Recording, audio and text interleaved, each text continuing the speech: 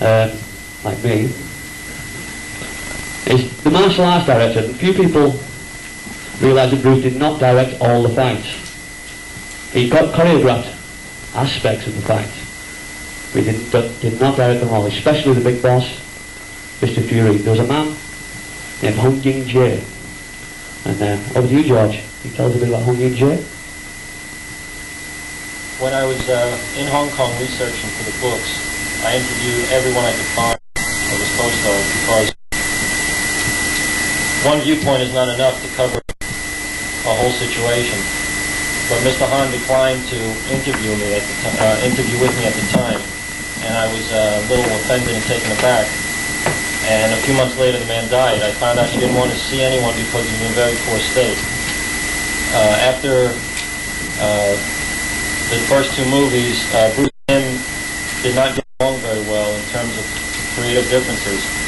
So when Bruce got his ego up and his technical abilities up as a director, him and Mr. Han parted ways. Friendly, but they parted ways. So Mr. Han, unfortunately, he died last year. So any information from that aspect of him will never be known. He unfortunately took it to the grave with him. Fascinating stuff. I'll have to get that written down, George. Right. Now, this young lady we're going to mention now is Bruce's co-star from The Big Boss. You may remember she loaned Bruce a pair of her jeans. He has a very small bottom. A lady called Maria Yee. Maria got smart. She married into money. She got out of the film business, and she lives in Taiwan now, and just living the good life. Short but sweet.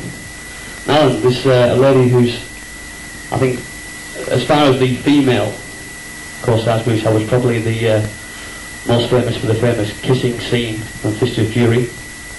A 3-minute clip style, wasn't it, George? Low racing the races on the on the radio. It's Nora Mal. Yeah, Nora. It's funny, but Nora gets more beautiful with every year. I don't know how she does it. She looks even better now than she did back when she was doing the films. Right now, she's doing a lot of singing. Her first occupation was as a singer, and she just did, for instance, a UNICEF show in New York. She goes to Singapore, and right now, you know, with the Hong Kong crisis from 1997, she plans on moving to Canada. She does a little TV work, but not much. I have to say, you've heard a lot of stories of Bruce with Betty Ting Pei and so on, but I think Nora, if anyone, really fell in love with Bruce Lee. You can tell it. She really loved the man with all her heart. You know, Betty, I don't know what her motive was for staying with Bruce Lee, but Nora truly, truly loved the man. So she was one of my favorites to meet, and she had a lot of insight, which was very surprising for a Hong Kong Chinese to have that sort of insight into someone. I guess maybe it was a female's point of view that made Bruce look different. Because we just know him as the guy, you know, the martial artist and so on. She kind of brings the human side out in Bruce. Thank you, George. Now, this leads us to Bruce's co-star, or female co-star from Enter the Dragon, the lady who played his sister. She showed great promise in her films, and then seemed to disappear off the scene. This is Angela Mo Ying. Yeah, I'm sure you've all seen Angela's movie. She was like the Lady Bruce Lee in the 70s. It's funny, she lives in New York, and I didn't know that until recently. She goes occasionally to Taiwan to make a small movie role. She, like Maria Yee, married into money, and she really doesn't need to work. Recently, though, we've arranged for her to make a movie with the new queen, I guess Kung Fu Cinema, Cynthia Rothrock, filming later this year, Lady Kickboxer, and Angela's going to play the teacher of Cynthia. So, and again, Angela still looks the same as she did back then. I mean, she's beautiful. And actually, while I'm on the subject, right, because I've seen all these guys come up, like Chuck Norris and Jean-Claude Van Damme, and I think they all stink compared to Bruce Lee. They've got nothing.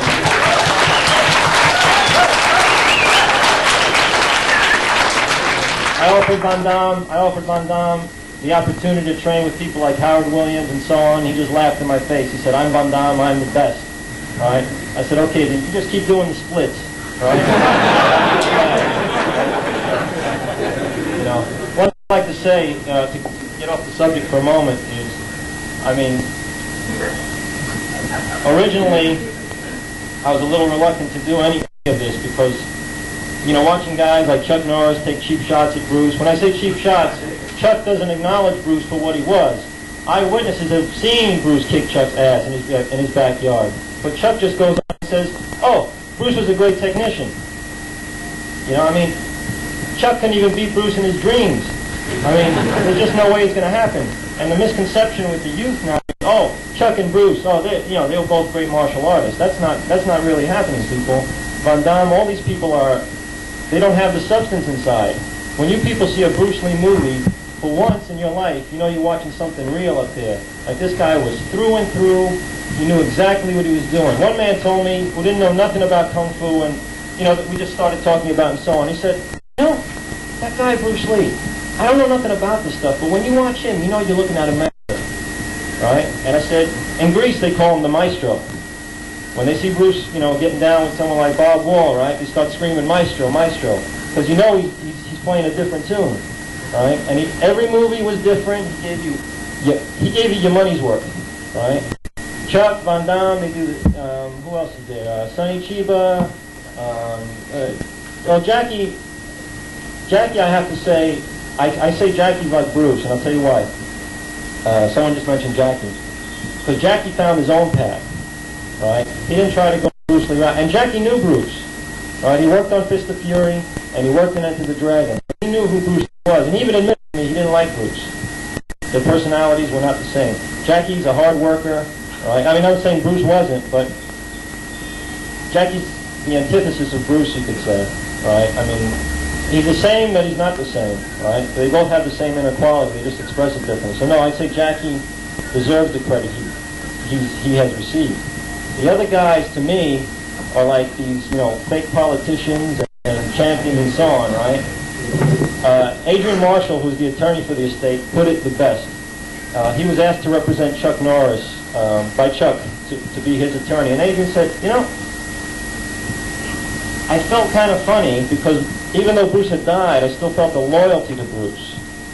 And unconsciously, I think as an audience you're going to agree with what he just said, right? Because I felt an animosity towards Chuck because Bruce brought the food to the table and Chuck just sat down and ate, right?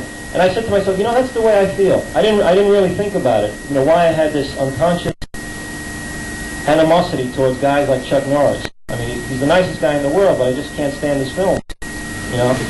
And I feel that the reason I did the books, and I'm still researching them, is I want the people, at least people like you who actually are taking the time and effort to come, you know, and pay homage today, at least to see the proof, you know, to see that, yes, this guy was for real, and I dare say that long after, you know, we're gone, right, and, you know, let's say 100 years from now, Bruce will still be here, and people will still have the same questions that you have today. They'll still be asking the same things. And even if you look at things like the Bible, there's so many misconceptions, and it's gone in so many areas. I feel Bruce will go the same way. You know, a rumor will turn into a truth down the road, and there'll be conflicting stories and so on. So I think if we document everything now, today, while everyone is still alive, everyone still has their memory, there'll be no misconceptions. And I think guys like Van Damme are going to go the route of, you know, Ronnie Van Cleef and Joe Louis. You know, they were just an appetizer for a little while, and then we came back to our senses, you know, looking for some quality. You wrote to that, George. Fantastic. Brilliant.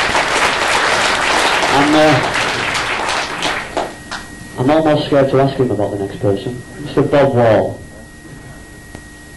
Okay, well, you all know who Bob Wall is. Bob, like Ed Parker, and certain other martial artists, in their hearts they hate Bruce because they can never do what he can do. I mean, here these guys, you know, they thought they were getting over, and here comes this little Chinese guy, and he could just blow him away at will. He could do whatever he wants with him, on any level, right? He wanted fame, he got it. Bob Wall, Ed Parker, they can never do what Bruce can do. So what they usually do is, they sugar